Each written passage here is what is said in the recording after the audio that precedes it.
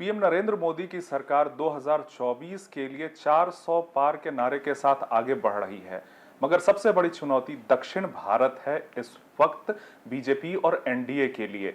लिहाजा इस पिच पर फुल फ्लेज और हार्ड हिट लगाने के लिए शिवराज सिंह चौहान जी को भेजा गया है दक्षिण भारत में। इस समय हम मौजूद हैं हैदराबाद में, जहां पर हम ये कोशिश करेंगे जानने के लिए कि किस तरीके से दक्षिण के द्वार से दिल्ली के दरबार तक का सफर तय होगा।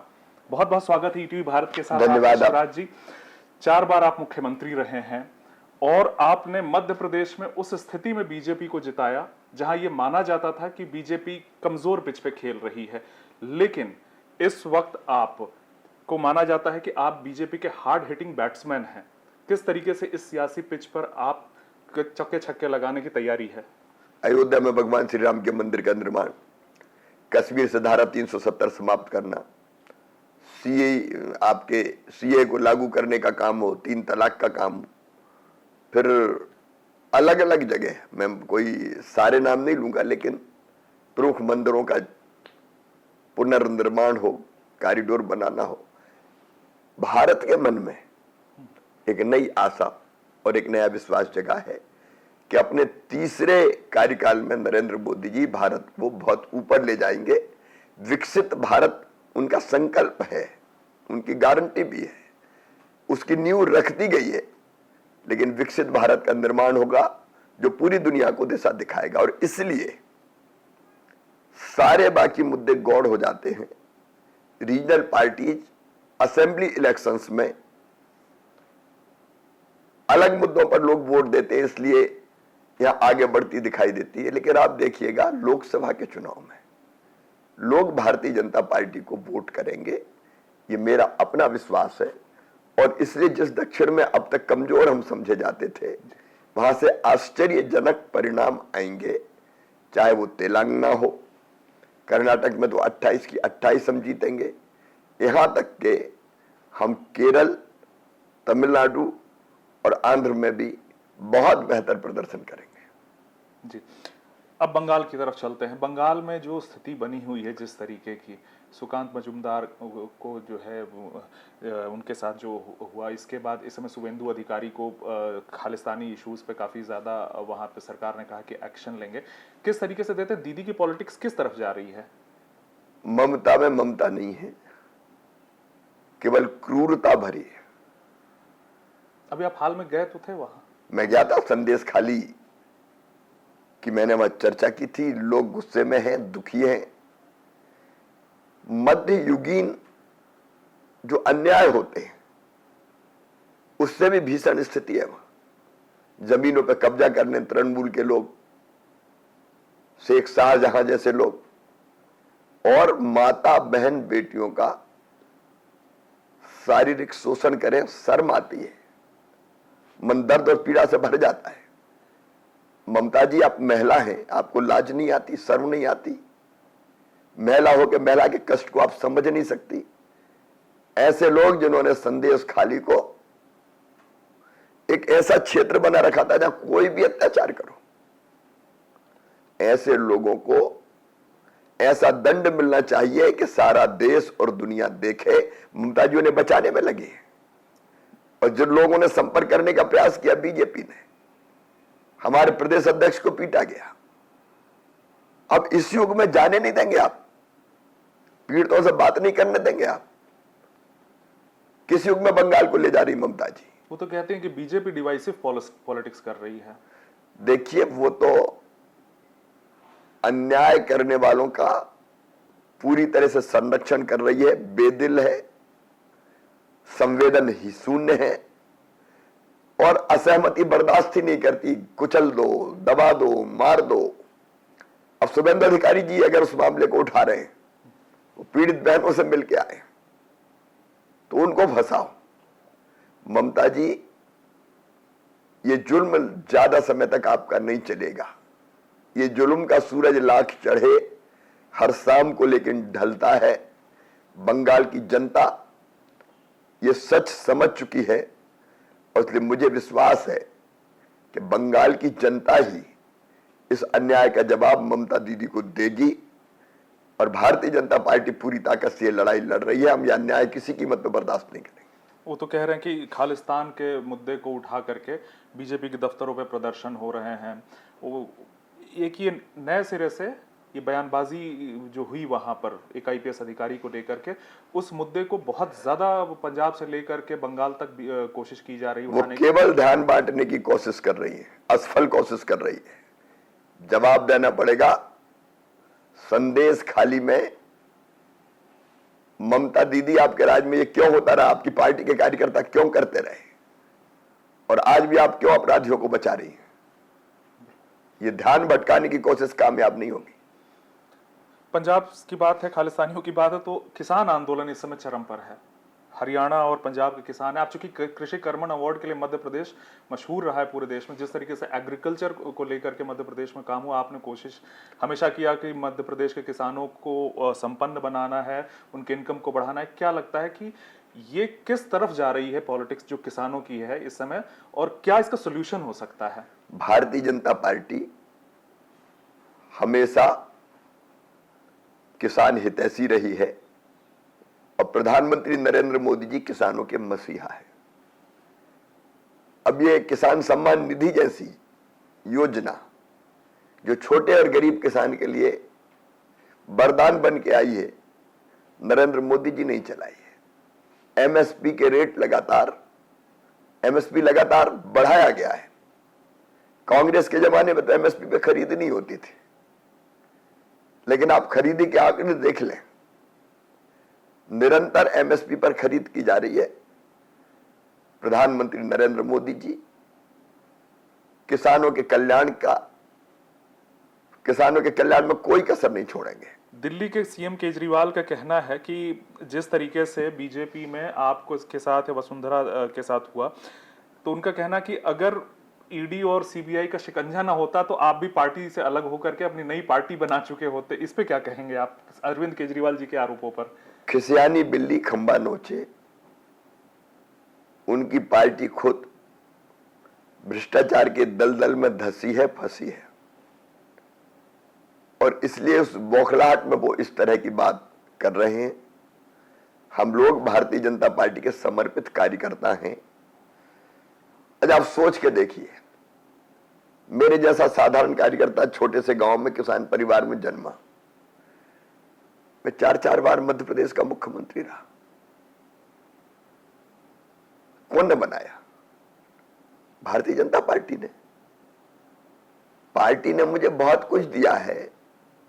मैं सब पदों पर रहा हूं पार्टी के, राष्ट्रीय उपाध्यक्ष, राष्ट्रीय महामंत्री, प्रदेश का अध्यक्ष, युवा मोर्चे का राष्ट्रीय अध्यक्ष, पता नहीं कितने पदों पर जब से होश संभाला मैं रहा हूं।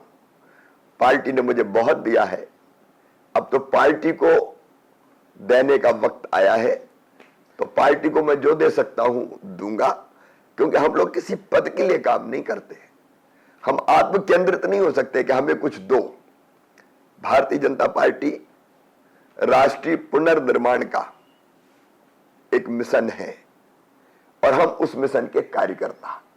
जब आप बड़े लक्ष्य से जुड़ते हैं, वैभवशाली, गौरवशाली, संपन्न, समृद्ध और शक्तिशाली भारत के निर्माण के, तो वो मिशन तय करता है कि आप कहां काम करेंगे।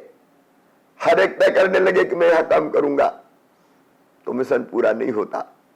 इसलिए विनम्र कार्यकर्ता के भांति जो काम पार्टी हमें दे रही है उसको हम कर रहे हैं, और मैं अपने आप को सौभाग्यशाली मानता हूं कि मुझे भारतीय जनता पार्टी का कार्यकर्ता होने का गौरव प्राप्त है। तो क्या हम ये मान के चले कि 2024 में आप लोकसभा की ओर भी बढ़ सकते हैं, पार्टी ने कहा तो? हम अपने बारे में कुछ नहीं सोचते। मेरे लिए कोई काम बड़ा नहीं है, कोई काम छोटा नहीं है। काम काम होता है। मुझे राष्ट्रीय अध्यक्ष जी ने कहा कि आप दक्षिण के राज्यों में जाइए। मैं दक्षिण के राज्यों में चला गया। मुझे बंगाल भेजा, उड़ीसा भेजा, मैं बंगाल उड़ीसा चला गया, और कल मैं महाराष्ट्र पहुंच जाऊंगा। तो जो काम पार्टी दे रही, क्यों कर रहे हैं? हम अपने लिए थोड़ी कर रहे हैं, पार्टी हम अपने देश के लिए कर रहे हैं, जनता की सेवा के लिए कर रहे हैं। तो पार्टी ने जो काम दिया वो देश का काम है, जनता के कल्याण का काम है, और मैं पूरी तरह से जो काम दिया जाता है डूब के करने की कोशिश करता हूं, और आनंदित हूं और प्रसन्न हूं। चलिए, हम भी उम्मीद करते हैं कि बेहतरीन कुछ हो, हमें भी देखने को मिले। एक सवाल कि कल कांग्रेस का जो इंडिया अलायंस है, समाजवादी पार्टी के साथ कांग्रेस ने सीटों की शेयरिंग की है, यूपी और मध्य प्रदेश दोनों के लिए। मध्य प्रदेश में वीडी शर्मा जी की सीट खजुराहो से समाजवादी पार्टी लड़ेगी। एक सीट लिया है, बाकी सारे के सारे 28 सीट कांग्रेस के हवाले कर दिया है। तो ये जो सीटों का गठबंधन यूपी मध्य प्रदेश में हुआ है, किस तरह से देखते हैं आप? दो लड़के दोनों कड़के, दोनों के पास कुछ नहीं है। अखिलेश जी को पता है कि यूपी में ही सपा डूब रही है। आप आश्चर्य मत कीजिएगा अगर 80 की 80 सीटें भारतीय जनता पार्टी जीत जाए। कांग्रेस के पास तो कुछ बचा नहीं।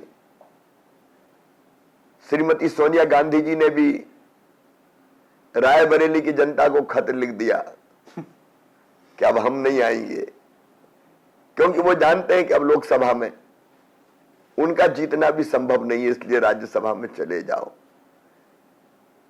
ये दोनों पार्टियां, मध्य प्रदेश में तो कुछ करने का सवाल ही नहीं है। हम सभी 29 सीटें जीतेंगे। ये गठबंधन पहले भी हो चुका है और बुरी तरह फैल हुआ है। इस बार भी इनका नामो निशान नहीं बचेगा। दरअसल विपक्ष दिशाहीन है। इंडी गठबंधन बना, ना उनका नेता है, ना उनके पास एक नीति है, ना उनके पास कोई अच्छी नीयत है। नेता नहीं, नीति नहीं, नियत नहीं, तो ये गठबंधन कहां जाएगा? केवल ये गठबंधन मोदी विरोध पर आधारित है। जमीन पर मोदी जी का मुकाबला नहीं हो सकता। तो कहीं की ईंट कहीं का रोड़ा, भानुमति ने कुनबा जोड़ा, नीतीश जी ने उसको तोड़ा। तो बनने के पहले ही टूट गया जब नीतीश जी ने देखा कि ये तो देश को तबाह और बर्बाद कर देंगे। तो ये गठबंधन और फिर कहां कौन का गठबंधन, यही समझ में नहीं आ रहा। राज्यों में कुश्ती करते हैं, दिल्ली में दोस्ती करते हैं। तो ऐसे गठबंधन कभी सफल नहीं होते, इनको कुछ नहीं मिलने वाला। बहनों का जो लगाव है आपसे वो पूरा देश जानता है। कुछ ऐसा जो अब रह गया हो, जो आप चाहते हैं कि कोशिश है कि आने वाले सालों में पूरा करें मध्य प्रदेश की लाडली बहनों के लिए? देखिए, जिंदगी एक मिशन है, एक मकसद है।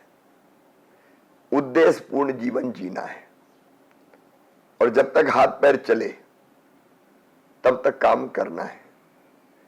और इसलिए माध्यम है भारतीय जनता पार्टी, क्योंकि भारतीय जनता पार्टी से बेहतर कोई दल नहीं है जो देश को प्रधानमंत्री जी के नेतृत्व में इतनी ऊंचाइयों पर ले जा रहा है।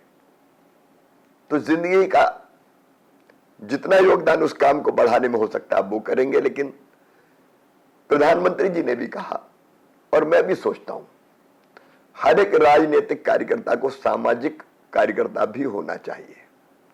मोदी जी सोशल रिफॉर्मर भी है। स्वच्छता अभियान से लेके लंबी सूची है, पूरे समाज को जुटाने का काम किया। मैंने एक अभियान हाथ में लिया वृक्षारोपण का। लगभग 3 साल से ज्यादा हो गए मैं पेड़ लगा रहा हूं रोज। रिकॉर्ड बना दिया है आपने तो। क्योंकि मुझे लगता है पर्यावरण केवल भाषण से नहीं होगा, आप खुद करके कहोगे तो प्रभाव पड़ेगा। आचरण में उतारेंगे तो दूसरे लोग साथ आएंगे। अभी 20 तारीख को हजारों लोग साथ आए हैं भोपाल में, और हर गांव में, हर शहर में अब ये भावना फैल गई कि जन्मदिन के दिन पेड़ लगाओ, मैरिज एनिवर्सरी के दिन पेड़ लगाओ, बेटा बेटी के जन्मदिन के दिन पेड़ लगाओ, माता पिता की पुण्य स्मृति में पेड़ लगाओ। पर्यावरण एक अभियान, पर्यावरण बचाने का अभियान बन गया। वैसे ही जब मैं कुछ नहीं था तब से मैं बेटी बचाओ के काम में लगा हूं। क्योंकि दक्षिण की बात मैं नहीं करता, लेकिन कई राज्यों में सेक्स रेशियो में बहुत अंतर था। 1000 बेटों पे 900 बेटियां पैदा हो रही थी, 912 मध्य प्रदेश में। उसी दर्द से जब मैं कुछ नहीं था, मैंने बेटियों की शादी शुरू की थी अपने मित्रों के साथ मिलकर, गरीब कन्याओं की, ताकि शादी बोझ ना लगे। और मुख्यमंत्री बनने के बाद लाडली लक्ष्मी योजना 2006 में बेटियों की शादियों की योजना सबसे पहले मध्य प्रदेश ने 50% रिजर्वेशन, पुलिस की भर्ती में 30% रिजर्वेशन, फिर बेटा बेटी के जन्म के पहले 4000, जन्म के बाद 12000, फिर लाडली बहना योजना, संपत्ति अगर खरीदेंगे महिला के नाम तो केवल 1% स्टाम्प शुल्क लगेगा। कई चीजें करी और महिला कल्याण के इस काम को प्रधानमंत्री नरेंद्र मोदी जी आगे लगातार बढ़ाते जा रहे हैं, तो उसमें हम लोग योगदान करते रहेंगे। मैं ये अंतरात्मा से मानता हूं कि वृक्षारोपण, महिला सशक्तिकरण और बच्चों का संरक्षण और उनको दिशा देना ये मेरे जीवन के मकसद है। इसलिए एक सामाजिक कार्यकर्ता के नाते भी मैं ये काम करता रहूंगा और बीजेपी के माध्यम से भी इस काम में योगदान देता रहूंगा। आखिरी में, अब आपका अगला निशाना क्या है? मैंने बताया कि देश की सेवा करना है भारतीय जनता पार्टी के माध्यम से। तो उस काम में पार्टी जो इस काम में लगाएगी वो प्लस, जैसा प्रधानमंत्री नरेंद्र मोदी जी ने स्वयं ये कहा, पंडित दीनदयाल उपाध्याय जी भी कहते थे, गरीबों की सेवा भगवान की पूजा है। तो पार्टी के और सरकार के माध्यम से भी उस काम में लगे रहे और व्यक्तिगत रूप से भी जितनी सेवा का काम कर सकते हैं एक सामाजिक कार्यकर्ता के नाते वो करते रहेंगे। बिल्कुल, तो मतलब हम ये मान के चले कि पीएम जो 400 पार के नारे कह रहे, आपका आकलन क्या कह रहा है, कितने? मैं आज आपके माध्यम से पूरे देश को कहना चाहता हूं, 370 काल्पनिक लक्ष्य नहीं है, ये वास्तविक लक्ष्य है। और जो परिस्थिति पूरे भारत में मैं आज देख रहा हूं, मोदी मैं, हर दिल में मोदी और भारतीय जनता पार्टी पर विश्वास, उसके कारण 370 सीटें भारतीय जनता पार्टी अपने बल पर जीतेगी, बीजेपी जीतेगी और एनडीए के सहयोगियों के साथ मिलकर हम 400 के पार जाएंगे। बिल्कुल, आपका बहुत बहुत धन्यवाद शिवराज जी। तो ये थे हमारे साथ मध्य प्रदेश के पूर्व मुख्यमंत्री शिवराज जी, जो इस समय दक्षिण भारत में बीजेपी का कमल खिलाने की पुरजोर कोशिश कर रहे हैं। और कहा जा रहा है, शिवराज जी का भी दावा है कि इस बार दिल्ली में जब कमल खिलेगा, 400 पार होगी बीजेपी और एनडीए, तो उसमें दक्षिण भारत का सबसे ज्यादा योगदान होगा। और जहां तक मध्य प्रदेश की राजनीति की बात है, तो वहां पर फिलहाल कमलनाथ के लिए तो नहीं का बोर्ड दिख रहा है। कैमरामैन मल्लिकार्जुन के साथ हैदराबाद से ईटीवी भारत के लिए मैं विकास कौशिक।